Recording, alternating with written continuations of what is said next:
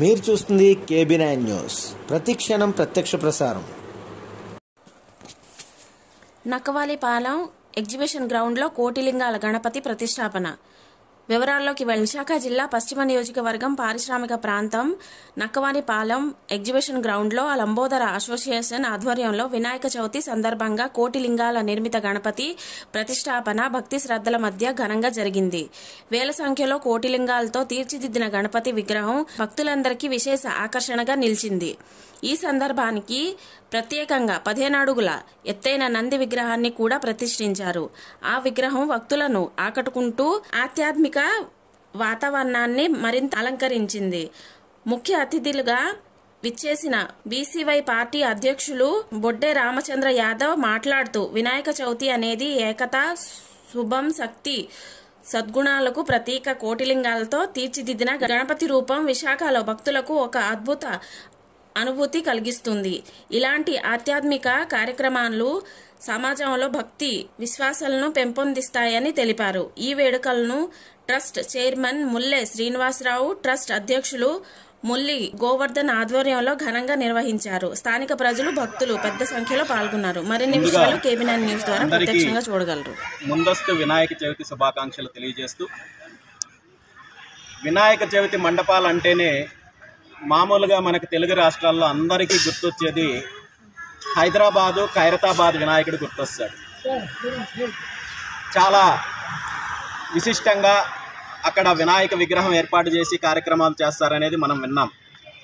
కానీ ఈరోజు విశాఖపట్నము గాజువాక ప్రాంతంలో లంబోదర చారిటబుల్ ట్రస్ట్ వారి ఆధ్వర్యంలో చరిత్రలో ఎప్పుడూ లేని విధంగా చాలా అద్భుతంగా కోటి లింగాలతో కూడిన వినాయకుడిని ప్రతిష్ఠ చేసి, తద్వారా భక్తులందరికీ కూడా ఆ లింగాలను పంపిణీ చేసి భక్తిని పెంపొందించే కార్యక్రమంలో, సనాతన ధర్మాన్ని అందరికీ పెంపొందించే కార్యక్రమానికి పూనుకోవడము చాలా గొప్ప విషయము.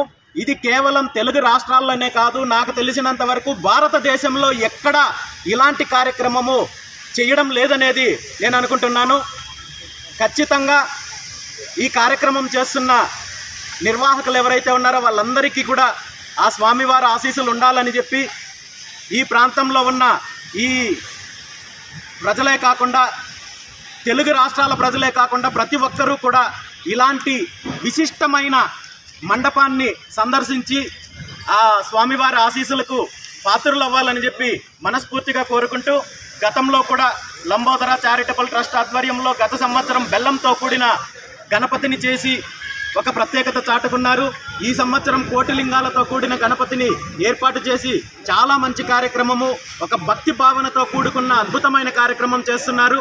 ఖచ్చితంగా వారికి ఆ స్వామివారి ఆశీస్సులు ఉండాలని చెప్పి, రాబోయే రోజుల్లో ఇంకా ఇలాంటి కార్యక్రమాలు, మరిన్ని కార్యక్రమాలు చేసే శక్తిని ఆ స్వామివారు ప్రసాదించాలని, దానికి నా వంతు సహాయ సహకారాలు కూడా ఉంటాయని చెప్పి ఈ సందర్భంగా తెలియజేస్తూ, మరొకసారి ఈ కార్యక్రమానికి నన్ను ఆహ్వానించిన కమిటీ సభ్యులందరికీ కూడా మనస్ఫూర్తిగా ధన్యవాదాలు తెలియజేస్తున్నాను.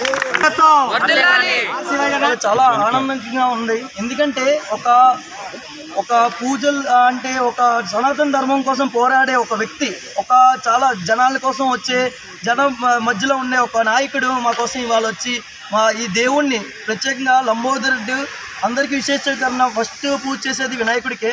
అలాంటి వినాయకుడి దగ్గర ఫస్ట్ ఇంకా పండగ ఇంకా 2 రోజుల ముందే ఆయన వచ్చి పోస్టర్ ఆవిష్కరణ చేయడం మాకు చాలా ఆనందంగా ఉంది. ఎందుకంటే మా కమిటీ సభ్యులు అందరూ అంటే ఎకో ఫ్రెండ్లీగా మేము చేసేదానికి మన ధర్మాన్ని మనం కాపాడాలి. మన ధర్మాన్ని ఏంటంటే మన విశాఖపట్నం ప్రత్యేకంగా అంటే హైదరాబాదే గుర్తొస్తుందండి ఏదైనా వినాయక చవితి అంటే. మన విశాఖపట్నం కూడా గుర్తింపు తేవాలి అని చెప్పి ఇలాంటి మేము కార్యక్రమం చేయడం మొదలుపెట్టామండి. లాస్ట్ ఇయర్ బెల్లం వినాయకుడితో స్టార్ట్ చేసాం, ఈసారి కోటి శివలింగాలతో పెడుతున్నాం. మా సంకల్పం ఏంటంటే ఖచ్చితంగా ఈ శివలింగాలన్నీ ఎవరైతే మంచిగా పూజ నిష్టమాలతో చేస్తారో వాళ్ళకి ప్రతి ఒక్కరికి చేరాలని మేము కోరుకుంటున్నాం.